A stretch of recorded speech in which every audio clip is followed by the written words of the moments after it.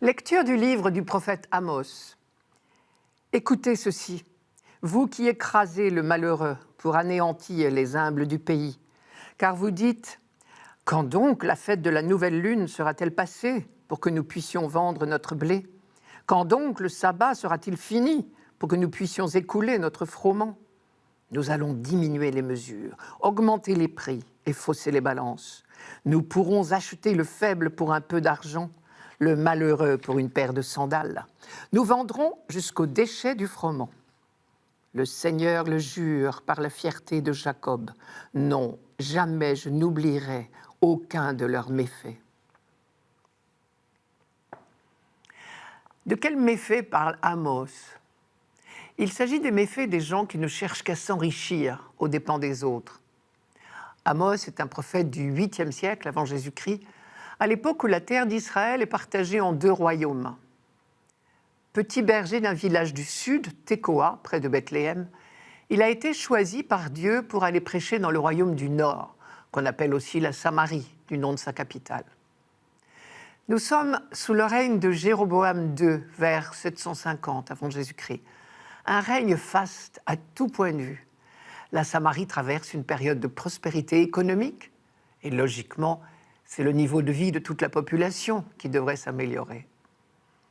Mais cette période faste ne profite pas à tout le monde. Au contraire, Amos est bien obligé de constater que la richesse ne concerne qu'une catégorie privilégiée. Et pire, cet enrichissement des uns naît de l'appauvrissement des autres. Tout simplement parce que les produits de première nécessité, le pain quotidien ou les sandales, sont entre les mains de vendeurs peu scrupuleux. Et alors on en arrive au point où des pauvres n'ont plus d'autre solution pour ne pas mourir de faim ou de froid que de se vendre comme esclaves. Nous pourrons acheter le faible pour un peu d'argent, le malheureux pour une paire de sandales. Bien sûr, celui qui est lésé peut essayer de s'adresser à la justice, oui, en théorie. Mais dans la pratique, chaque fois qu'il y a un procès pour des fraudes ou des escroqueries manifestes, les tribunaux prennent systématiquement le parti des riches contre les pauvres. Pourquoi? Tout simplement parce que les riches payent les juges. Donc la justice elle-même est faussée, corrompue. Le texte que nous avons entendu est donc l'un de ceux où Amos prend la parole pour annoncer le jugement de Dieu. Et il dresse un véritable réquisitoire. Il énonce les faits, puis il rend son verdict. Les faits d'abord. Vous écrasez les pauvres, vous anéantissez les humbles du pays. Vous dites, quand donc la fête de la nouvelle lune sera-t-elle passée, que nous puissions vendre notre blé? Ce qu'on appelle la nouvelle lune, c'est le premier jour du mois. On l'appelait la néoménie. C'était un jour férié, ce qui veut dire qu'aucun travail, aucun déplacement, aucune activité commerciale n'était autorisée. C'était par excellence le jour du repos et de la gratuité, exactement comme le sabbat, chaque samedi. Ce répit dans les affaires visait à tourner l'homme vers Dieu. Mais ici, il semble bien qu'il soit vécu avec impatience, car désormais l'homme a un autre maître, l'argent. Et évidemment, pour quelqu'un dont le premier souci est de gagner de l'argent, un jour férié est sa bête noire, un jour de manque à gagner. Ce qui explique les reproches d'Amos. Écoutez ceci, vous qui écrasez le pauvre, car vous dites, quand donc la fête de la nouvelle lune sera-t-elle passée, pour que nous puissions vendre notre blé? Quand donc le sabbat sera-t-il fini, pour que nous puissions écouler notre froment? Pour autant, Amos ne vise évidemment pas tous les commerçants, comme si la profession tout entière méritait des reproches. Il vise ici des vendeurs malhonnêtes, pour qui commerce rime non pas avec service, mais avec prix exorbitant et balance truquée. Puisqu'il leur dit, vous avez l'intention de diminuer les mesures, augmenter les prix, fausser les balances. L'image de la balance faussée est à double sens. Très concrètement, d'abord, on voit bien comment un balancier sournoisement tordu peut fausser une mesure. Mais plus profondément, ce sont toutes les balances de cette société qui sont faussées. Au fond, Amos reproche au peuple de Samarie de vivre sa vie tout entière dans l'injustice. Les balances sont faussées, la justice est dévoyée. On continue bien à respecter les jours fériés, mais à contre-cœur et avec une arrière-pensée. Tout est faussé en somme.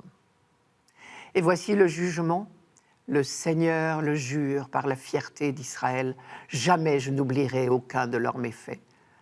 Traduisez, vous qui vous enrichissez injustement, vous oubliez bien facilement vos forfaits, et les tribunaux vous suivent.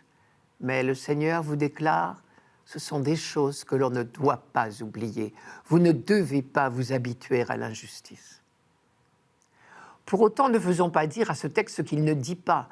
La menace « jamais je n'oublierai aucun de leurs méfaits » ne veut pas dire que Dieu gardera éternellement en mémoire nos fautes. Toute la leçon de l'Ancien Testament sur le pardon de Dieu dit le contraire. Mais Amos prononce sa mise en garde volontairement, de la façon la plus solennelle possible, parce qu'il y a là une leçon très grave. La première chose que Dieu demande à son peuple, c'est de vivre dans la justice. Amos est d'autant plus virulent que depuis 100 ans, à son époque, le royaume du Nord se vante d'avoir balayé l'idolâtrie en supprimant tous les cultes des divinités qu'on appelait les Baals. Et en fait, ce qu'il reproche à ses contemporains, c'est d'être tombé dans une idolâtrie, une autre, mais plus pernicieuse encore, celle de l'argent. Peut-être faudrait-il aujourd'hui des Amos parmi nous.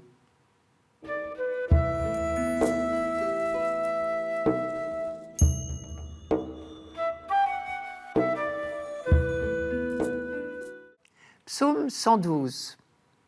Alléluia. Louez, serviteurs du Seigneur, louez le nom du Seigneur. Béni soit le nom du Seigneur, maintenant et pour les siècles des siècles. Qui est semblable au Seigneur notre Dieu? Lui, il siège là-haut, mais il abaisse son regard vers le ciel et vers la terre. De la poussière, il relève le faible, il retire le pauvre de la cendre, pour qu'il siège parmi les princes de son peuple. Ce psaume est le premier de ceux que Jésus a récités le soir du Jeudi Saint. Quand saint Matthieu raconte dans son évangile qu'ils partirent vers le mont des Oliviers après avoir chanté les psaumes, comme il dit, il s'agit en particulier de ce psaume d'aujourd'hui. Si on le lit en entier, on s'aperçoit que sa composition est très intéressante. D'abord, dans le texte hébreu, il commence et il finit par le mot « Alléluia », qui veut dire littéralement en hébreu « louer Dieu ». Ensuite, il comporte 2 parties de 4 versets chacune qui encadrent un verset central. Ce verset central, c'est l'interrogation « Qui est semblable au Seigneur notre Dieu ?» Et les 2 parties, de part et d'autre, contemplent les 2 faces, si j'ose dire, du mystère de Dieu. Sa sainteté d'une part, sa miséricorde d'autre part. Une fois de plus, nous retrouvons cette double dimension de la révélation dans la Bible. Dieu s'est fait connaître à la fois comme le tout autre, c'est ce que l'on appelle sa transcendance ou sa sainteté, si vous préférez, et comme le tout proche. Sa sainteté, c'est l'objet de la première partie. Il suffit de regarder d'un peu près le vocabulaire. Pour manifester à quel point il est le tout autre, on répète inlassablement le fameux « nom », celui qu'on ne prononce jamais en entier, par respect. Et vous savez pourquoi? Pour l'homme de la Bible, dire le nom de quelqu'un, c'est déjà d'une certaine manière oser parler de lui, prétendre le connaître intimement. Et qui pourrait prétendre connaître Dieu? Dieu seul peut parler de lui-même. Si bien que le nom de Dieu, tel qu'il l'a révélé lui-même en 4 lettres, on ne le prononce jamais. Et vous savez bien que dans la Bible, quand on rencontre ces fameuses 4 lettres, spontanément, le lecteur juif les remplace par le mot hébreu Adonai. Les 4 lettres, c'est YHVH. Adonai, en hébreu, cela veut dire « mon Seigneur ». Mais cela ne prétend pas ni décrire, ni définir Dieu. Parfois aussi, pour parler de Dieu, on emploie l'expression « le nom ». Et il faut entendre tout le respect, toute la déférence que cela implique. Eh bien, pour glorifier la sainteté de Dieu, les 4 versets de la première partie de notre psaume sont une véritable broderie autour du nom de Dieu et du verbe louer. Je vous la donne en entier. Alléluia. Louez, serviteurs du Seigneur, louez le nom du Seigneur. Béni soit le nom du Seigneur, maintenant et pour les siècles des siècles. Du levant au couchant du soleil, loué soit le nom du Seigneur. Le Seigneur domine tous les peuples, sa gloire domine les cieux. Et vous avez entendu, la grandeur de Dieu rayonne sur la totalité du temps et de l'espace. Béni soit le nom du Seigneur, maintenant et pour les siècles. Du levant au couchant du soleil, loué soit le nom du Seigneur. Cette insistance traduit également une résolution, une profession de foi, la décision d'abandonner définitivement toute idolâtrie. Le Seigneur domine tous les peuples, sa gloire domine les dieux. Dernière remarque enfin pour cette première partie, comme toujours dans les psaumes, c'est le peuple élu qui parle. Mais il n'oublie pas le reste de l'humanité.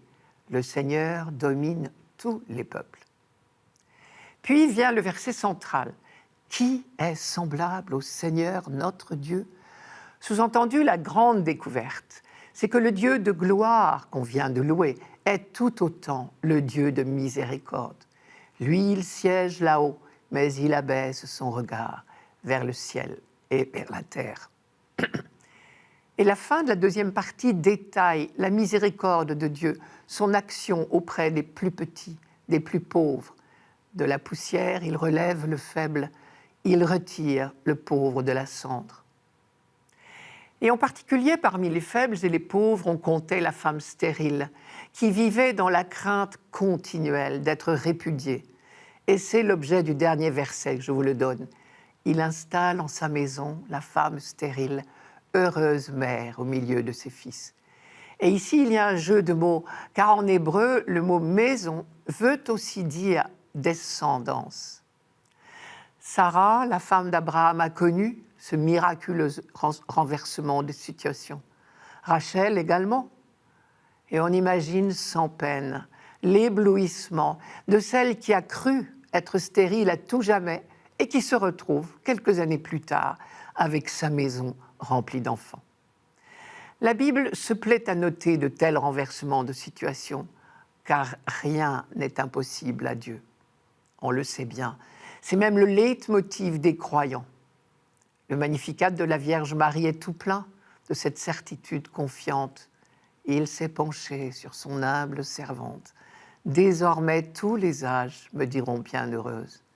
Il renverse les puissants de leur trône. Il élève les humbles. Il comble de bien les affamés. Renvoie les riches les mains vides. Sans oublier, bien sûr, que tout ceci peut s'appliquer aussi aux individus. Les psaumes visent d'abord le peuple d'Israël dans son ensemble et ensuite les individus. Je reviens au soir de la scène où Jésus a chanté ce psaume avec ses disciples. Nul doute qu'en prenant le chemin du mont des Oliviers le soir du jeudi saint, il a entendu résonner tout particulièrement le verset « De la poussière, il relève le faible ». Lui qui partait vers sa passion et vers sa mort, a certainement entendu là une annonce de sa résurrection. Poussière, nous sommes. À la poussière, nous retournons. Mais de la poussière, Dieu relève, entendez, Dieu ressuscite le faible pour qu'il siège parmi les princes. C'est exactement ce qui s'est passé pour Jésus-Christ. Et c'est ce qui nous attend.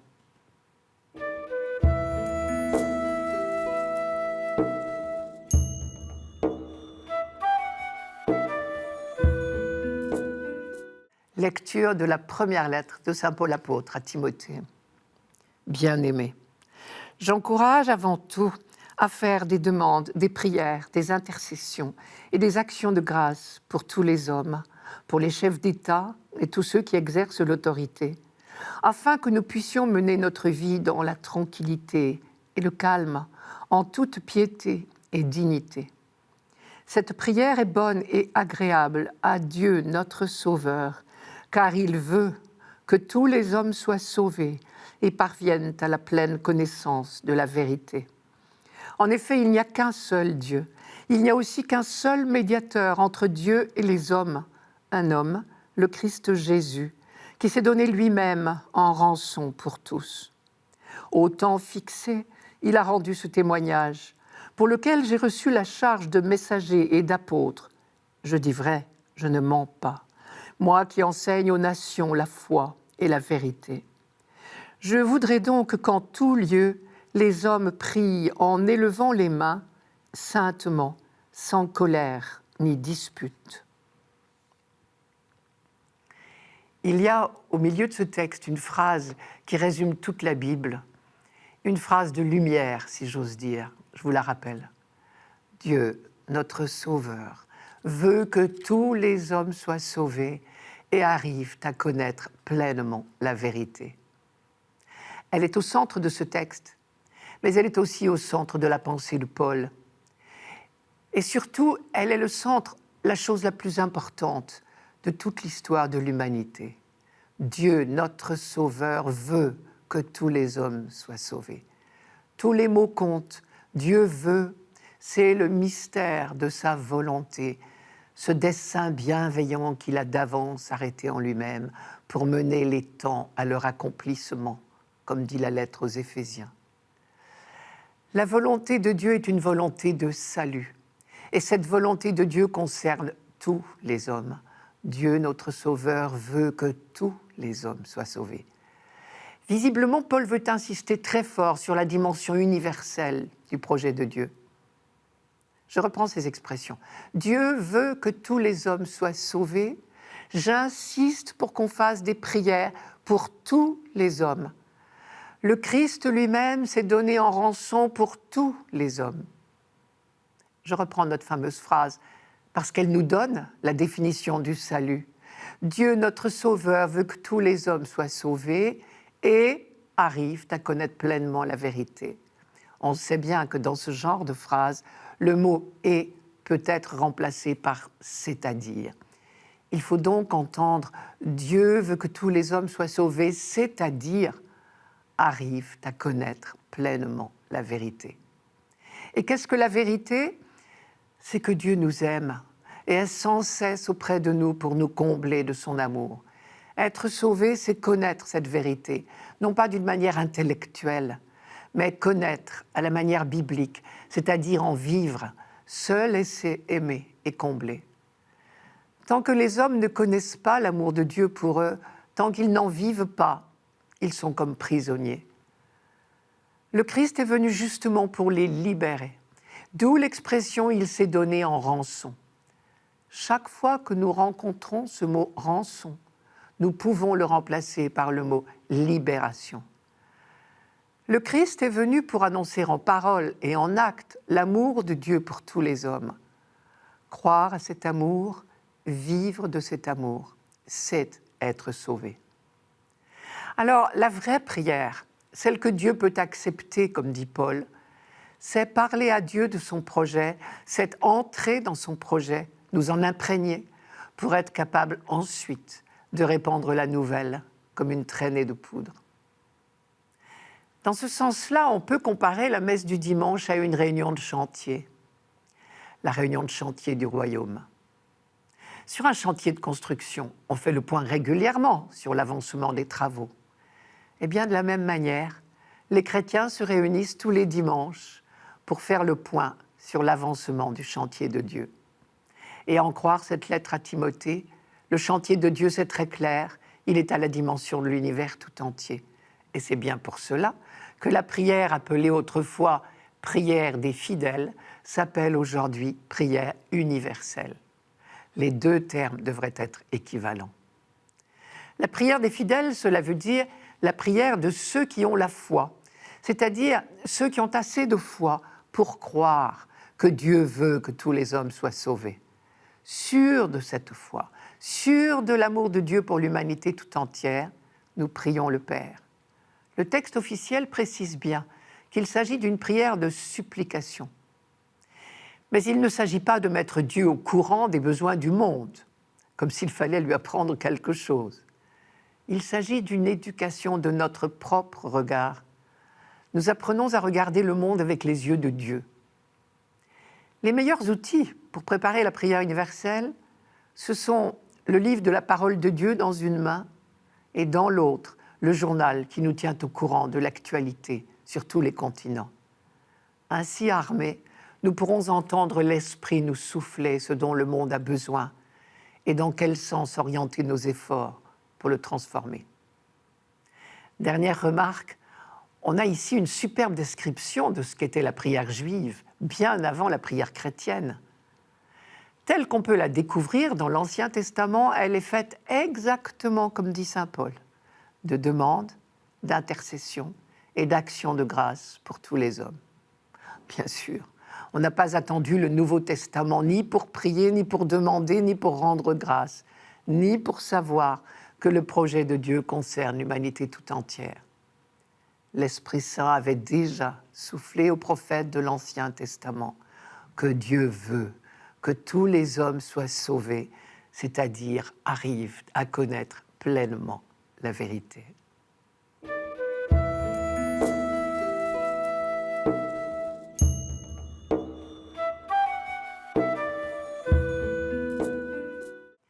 Évangile de Jésus-Christ selon saint Luc. En ce temps-là, Jésus disait à ses disciples : « Un homme riche avait un gérant qui lui fut dénoncé comme dilapidant ses biens. Il le convoqua et lui dit : « Qu'est-ce que j'apprends à ton sujet ?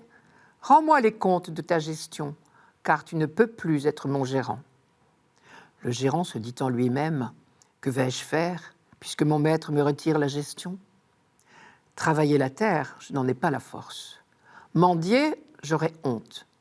Je sais ce que je vais faire pour qu'une fois renvoyé de ma gérance, des gens m'accueillent chez eux. » Il fit alors venir, un par un, ceux qui avaient des dettes envers son maître. Il demanda au premier : « Combien dois-tu à mon maître ?»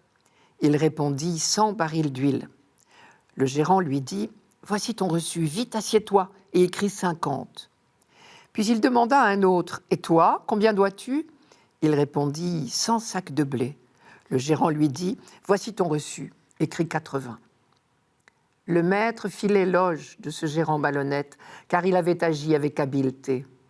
En effet, les fils de ce monde sont plus habiles entre eux que les fils de la lumière. Eh bien moi, je vous le dis, faites-vous des amis avec l'argent malhonnête, afin que le jour où il ne sera plus là, ces amis vous accueillent dans les demeures éternelles. Celui qui est digne de confiance dans la moindre chose est digne de confiance aussi dans une grande. Celui qui est malhonnête dans la moindre chose est malhonnête aussi dans une grande. Si donc vous n'avez pas été digne de confiance pour l'argent malhonnête, qui vous confiera le bien véritable ? Et si, pour ce qui est à autrui, vous n'avez pas été digne de confiance, ce qui vous revient, qui vous le donnera ? Aucun domestique ne peut servir 2 maîtres. Ou bien il haïra l'un et aimera l'autre, ou bien il s'attachera à l'un et méprisera l'autre. Vous ne pouvez pas servir à la fois Dieu et l'argent. Jésus dresse toute une série d'oppositions. Comme souvent dans la Bible, on pourrait écrire ce passage en 2 colonnes. C'est le fameux thème des 2 voies, en somme. Dans la colonne de gauche, on classerait les fils de ce monde, l'argent malhonnête, ce qui est à autrui. Et tout cela n'est qu'une moindre chose, comme dit Jésus, c'est-à-dire sans valeur. Dans la colonne de droite, au contraire, les fils de lumière que nous sommes, le bien véritable, ce qui nous revient, c'est-à-dire le royaume de Dieu. Et c'est cela, la grande affaire, c'est-à-dire la seule qui compte.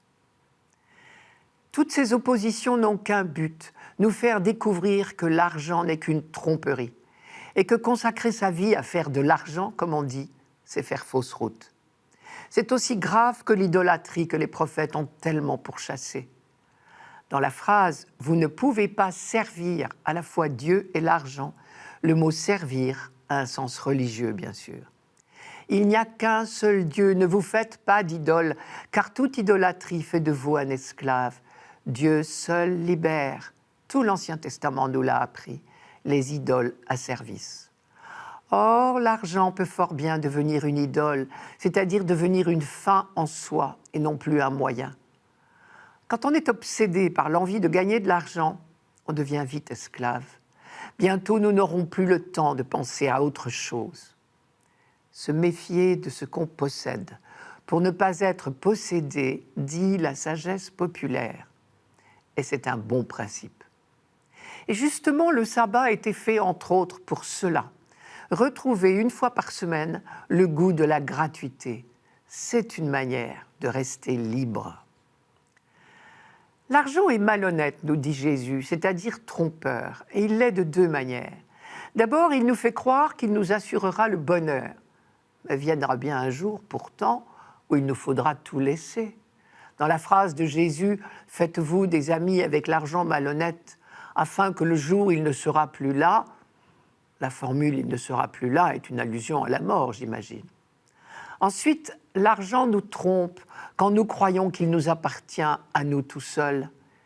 Jésus ne nous pousse pas à mépriser l'argent, mais à le mettre au service du royaume, c'est-à-dire des autres. Les richesses méritent bien leur nom. Il serait stupide et hypocrite de les bouder. Mais nous n'en sommes pas propriétaires pour notre seul usage égoïste. Nous en sommes intendants. Il est bien vrai qu'il n'y a pas grand intérêt à être le plus riche du cimetière, comme on dit, mais il y a grand intérêt à être riche pour en faire profiter les autres. Dans la phrase « être digne de confiance pour l'argent malhonnête », le mot « confiance » est très important. Dieu nous fait confiance. Cet argent nous est confié.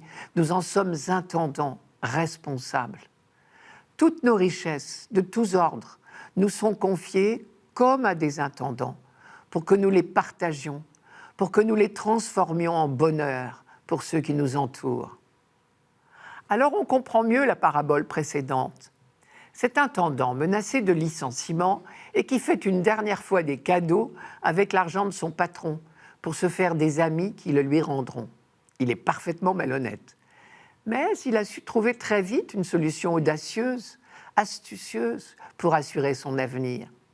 Et l'astuce ici consiste à utiliser pour une fois l'argent comme un moyen et non comme un but. Ce n'est pas la malhonnêteté que Jésus admire, c'est l'habileté. Au fond, la morale de l'histoire pourrait s'écrire ainsi. Choisissez Dieu résolument et mettez au service du royaume l'habileté que vous mettriez à faire de l'argent.